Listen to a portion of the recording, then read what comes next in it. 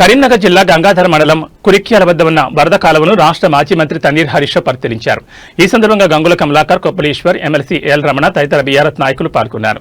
ఈ సందర్భంగా హరీష్ మాట్లాడుతూ వరద కాలువలో ప్రవహిస్తున్న నీళ్లు కాళేశ్వరం ప్రాజెక్టు నీళ్లేనని అన్నారు. చొప్పదండి, జగిత్యాల, మెట్టుపల్లి, బాల్కొండ నియోజకవర్గాలకు కాళేశ్వరం ద్వారానే నీరు అందుతోందని తెలిపారు.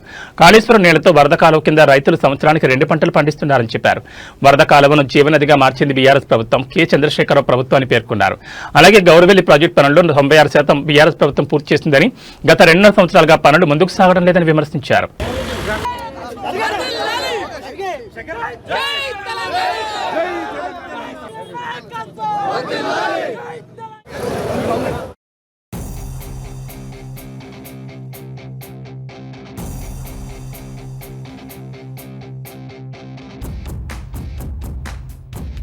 ప్రభుత్వ హయాంలో కరీంనగర్ జిల్లాను ఒక వాటర్ హబ్గా ఆనాడు కేసీఆర్ గారు బీఆర్ఎస్ ప్రభుత్వం మార్చడం జరిగింది.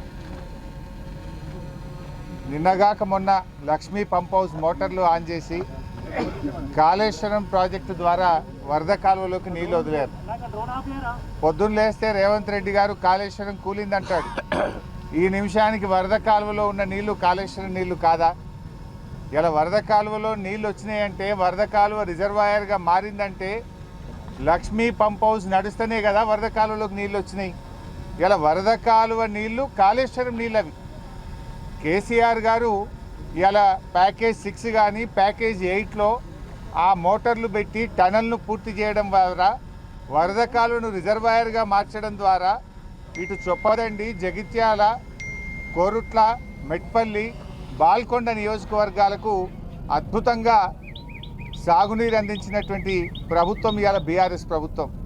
కాళేశ్వరం నీళ్లు వాడుతూ, కాళేశ్వరం మోటార్లు వాడుతూ, కాళేశ్వరం ద్వారా పంటలు పండుతుంటే రేవంత్ రెడ్డి కాళేశ్వరం లేనే లేదు అయినా పంటలు పండుతున్నాయని ఒక చిల్లర మాటలు ముఖ్యమంత్రిగా మాట్లాడుతూ ఉన్నాడు. ఇలా వరద కాలువలో ఉన్న నీళ్లు కానీ, వరద కాలువ మీద ఆధారపడి పండుతున్న పంటలు ఇవి కాళేశ్వరమియా కావా అని నేను ఈరోజు రేవంత్ రెడ్డిని అడుగుతా ఉన్నా. ఇలా మీరు ప్యాకేజ్ 6 మోటార్లు కాళేశ్వరంలో భాగం, ప్యాకేజ్ 8 కాళేశ్వరంలో భాగం, మిడ్మానేర్లో నింపిన నీళ్లు కాళేశ్వరంలో భాగం, అనంతగిరి, రంగనాయక సాగర్, కొండపోచమ్మ సాగర్, మల్లన్న సాగర్లో నింపిన నీళ్లు కాళేశ్వరం నీళ్లు. ఈ రిజర్వాయర్ల కింద, ఈ ప్రాజెక్టుల కింద పండుతున్న పంటలు కాళేశ్వరం నీళ్లతో పండుతూ ఉన్నాయి. ఇలా కాళేశ్వరం అంటే ఒక 100 కాంపోనెంట్లు, 3 బ్యారేజీలు, 16 రిజర్వాయర్లు, 18 సబ్స్టేషన్లు, 203 కిలోమీటర్ల టనలు, 1600 కిలోమీటర్ల గ్రావిటీ కెనాలు అన్నీ కలిపితే కాళేశ్వరం. ఇవన్నిటి కూడా నడుస్తూ ఉన్నాయి. వాటి కింద బంగారమూలే పంటలు పండుతూ ఉన్నాయి. కానీ నువ్వు ఇవాళ కాళేశ్వరం లేకుండానే వరి పంట దేశంలో అత్యధిక పండించిన అని చెప్పి మాట్లాడుతూ ఉన్నావు. ఇది నీ ప్రభుత్వం రాకముందే చరిత్ర తిరగరాసింది బీఆర్ఎస్ ప్రభుత్వం. 2022 సంవత్సరంలోనే దేశంలో అత్యధిక వరి పండించే రాష్ట్రంగా ఈ తెలంగాణను మలిచిందే బీఆర్ఎస్ ప్రభుత్వం, నువ్వు కాదు. నువ్వు వచ్చిన తర్వాత ఓ చెక్ డ్యామ్ కట్టింది లేదు, ఓ చెరువు కట్టింది లేదు, నువ్వు ఒక ప్రాజెక్టు కట్టింది లేదు. ఇలా కాళేశ్వరం ప్రాజెక్టుకు గత 2.5 సంవత్సరాల్లో నువ్వు 2 రూపాయలు కూడా ఇస్తలేవు. కాలువలు తవ్వితే ఇంకో 10 లక్షల ఎకరాలకు నీళ్లు పోవడానికి సిస్టమ్ అంతా రెడీగా ఉంది. రిజర్వాయర్లు అయిపోయినాయి, టనెళ్ళు అయిపోయినాయి, మెయిన్ కెనాల్ అయిపోయినాయి. నువ్వు చేయవలసిందల్లా కూడా చిన్న చిన్న పిల్ల కాలువలు, పంట కాలువలు తవ్వడం ద్వారా లక్షల ఎకరాలకు నీళ్ళు ఇచ్చే అవకాశం ఉంది. కానీ అది చెయ్యకుండా ఇవాళ బీఆర్ఎస్ నాయకుల మీద పగబట్టినవు, కాళేశ్వరం ప్రాజెక్టు మీద కక్ష కట్టి ఇలా రైతులను ఇబ్బంది పెడతా ఉన్నావు. కొద్ది ఖర్చుతో కాళేశ్వరం ప్రాజెక్టు కింద లక్షలాది ఎకరాలకు ఇలా పంట పండేటువంటి అవకాశం ఉంది. ఇవాళ ఇప్పటికైనా పిచ్చి కూతలు మానుకో. ఇవాళ మెదక్ జిల్లాలో కానీ, సిద్దిపేటలో కానీ, ఇటు కరీంనగర్ జిల్లా కానీ, అటు సిరిసిల్ల జిల్లా కానీ, అటు హుజూరాబాద్ ప్రాంతంలో కానీ ఇవన్నీ కూడా కాళేశ్వరం కింద పండుతున్న పంటలు.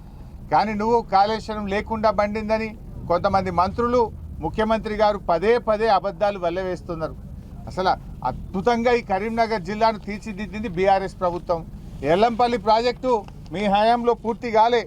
ఎల్లంపల్లి ప్రాజెక్టుకు 2052 కోట్లు బీఆర్ఎస్ ప్రభుత్వం ఖర్చు పెట్టి ఎల్లంపల్లి ప్రాజెక్టును పూర్తి చేసినాం. మీరు వచ్చినాడు, మేము వచ్చినాడు కనీసం ఎల్లంపల్లిలో పూర్తి నీళ్లు నింపలే. రాయపట్నం బ్రిడ్జి మేం కట్టినాం.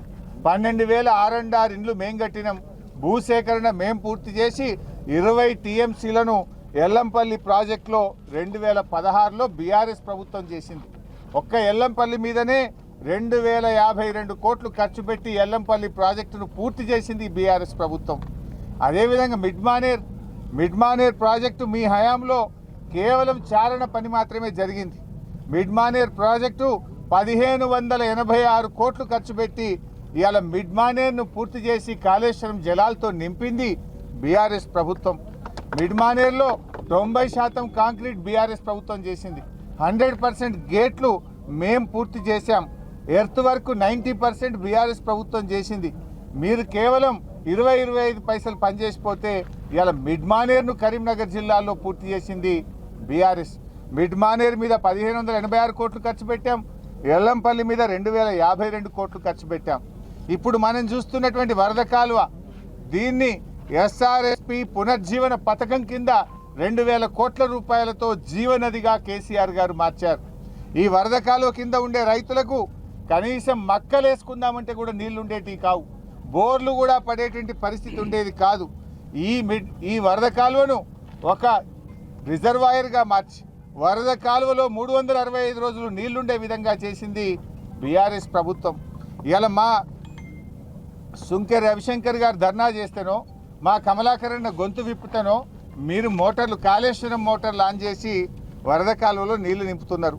వరద కాలువకు తూములు పెట్టించింది బీఆర్ఎస్ ప్రభుత్వం. వరద కాలువ కింద 2 వైపులా మోటార్లు వేసుకొని తూముల